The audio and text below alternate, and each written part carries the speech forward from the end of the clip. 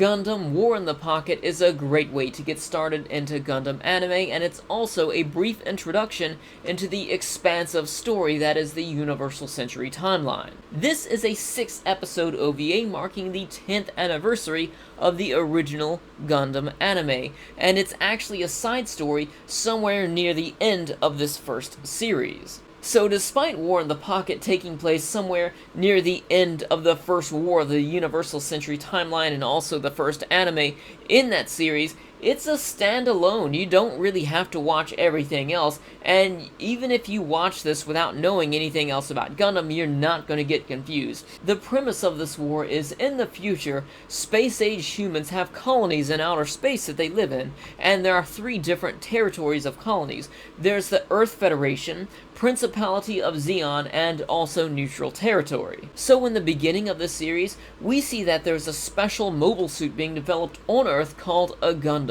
This is actually a prototype version of the Gundam meant to be given to Amuro Ray, who is the main character of the original Gundam series. Amuro Ray is a very special mobile suit pilot, so if he ever got his hands on this prototype, it would mean a lot of trouble for Zeon. So here we see Zeon forces invading Earth trying to destroy this prototype Gundam, but before they can accomplish this mission, it gets shipped off into outer space. This prototype Gundam finds its way into a neutral space colony inside of a secret Federation base, which is a huge problem because you're not supposed to have any sort of military base on a neutral colony. So despite the beginning of this OVA being told from the perspective of Zeon, which is generally your antagonist within the Universal Century timeline, but this isn't always the case, of course, because there's a lot of gray area in a lot of these Gundam series. It's actually told from numerous perspectives. We see perspective from Zeon pilots, from Federation pilots, from civilians,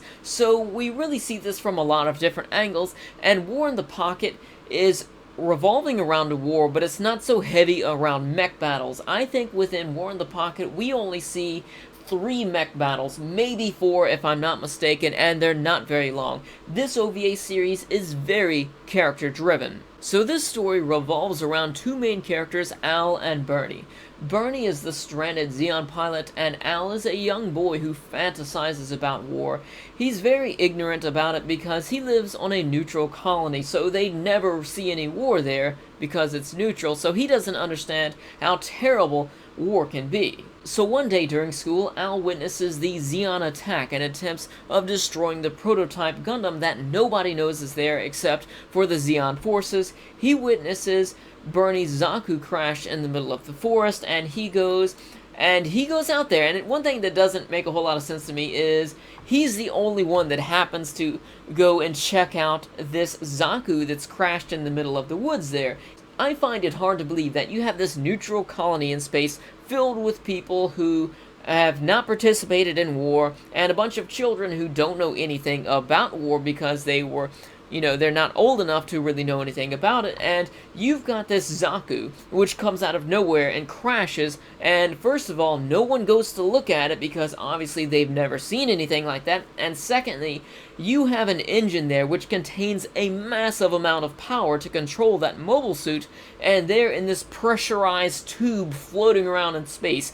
One hole in that thing, and you're done for, basically. So you don't have anyone in this entire colony that's curious about this to want to go check it out, or anyone who wants to make sure that the engine is stable and that it's not going to explode and kill everybody. It doesn't make a whole lot of sense to me.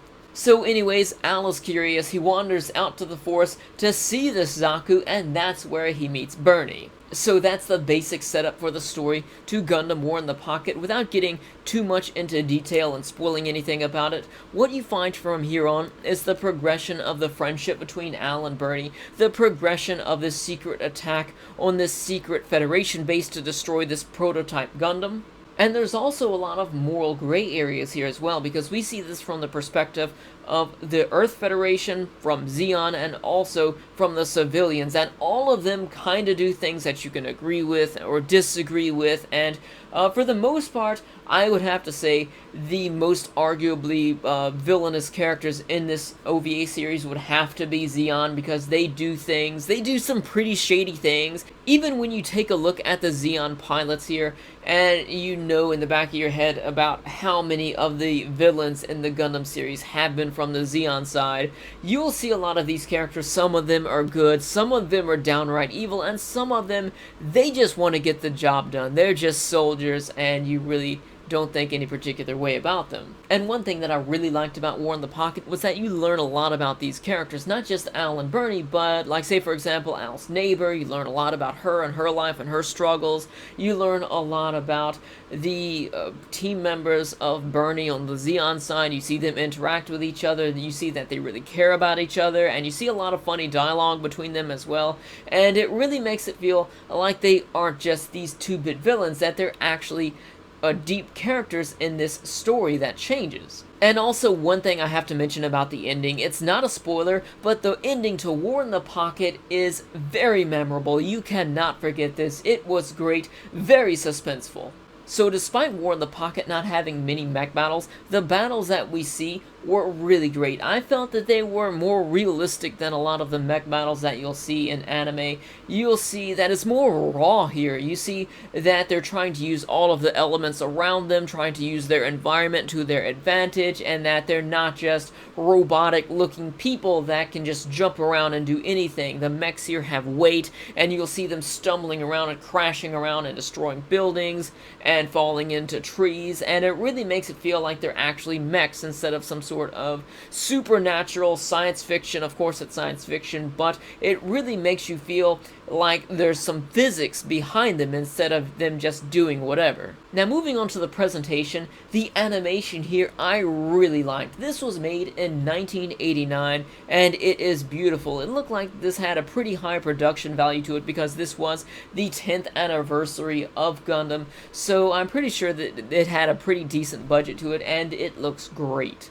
Now, as far as the audio goes, I've seen this maybe about 5 times, and for the most part, I've always watched this in dub, and the dub to it is pretty good, but the music here, the background music, I cannot stand it. It is so outdated. It did not age well at all. It's so campy and so upbeat. Even in terrible situations, this does not fit the mood.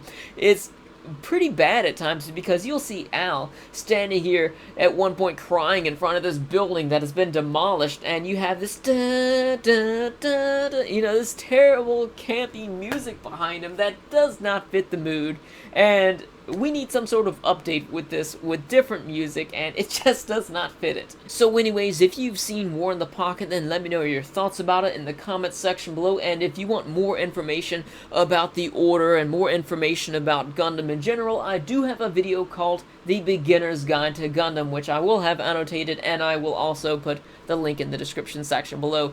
Thank you for watching. If you enjoyed the video, be sure to like it, share it with your friends, or favorite it if you really liked it. Thank you for watching, and I'll see you later.